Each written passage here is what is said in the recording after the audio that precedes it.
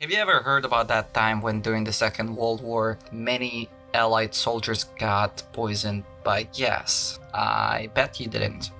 So, on the night of December 2nd, 1943, 105 German planes, mostly Junkers 88, attacked an Allied-occupied port of Bari in Italy, sinking about 27 ships and killing more than 1,000 American and British servicemen and hundreds of civilians. The attack came as a complete surprise because by this point the German Luftwaffe was hardly able to operate in this area. As a terrible coincidence, caught in the surprise World War II air raid was the USS John Harvey. An American Liberty ship, USS John Harvey, had a completely secret cargo of 2,000 mustard gas bombs, about 65 pounds each. This cargo was dispatched with the approval of the British and US leaders to be used against Germans in the case if Germany resorted to using chemical weapons. Because the information about the presence of chemical weapons in the harbor was kept secret, the bombing resulted in large amount of mustard gas being released and mixed with water, oil,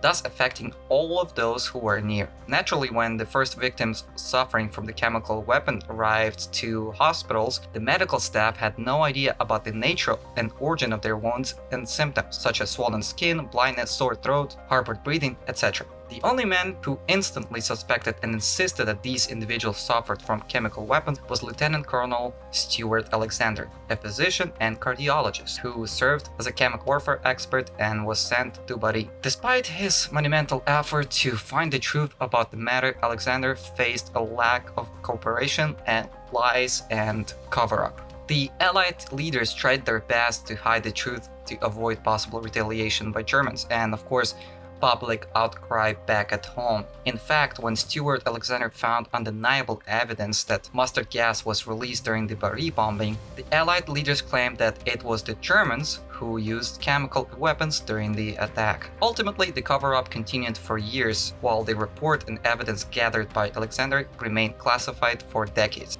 It is estimated that out of 628 military victims hospitalized with mustard gas poisoning symptoms, 83 died by the end of the month. How many more died later is, of course, unknown.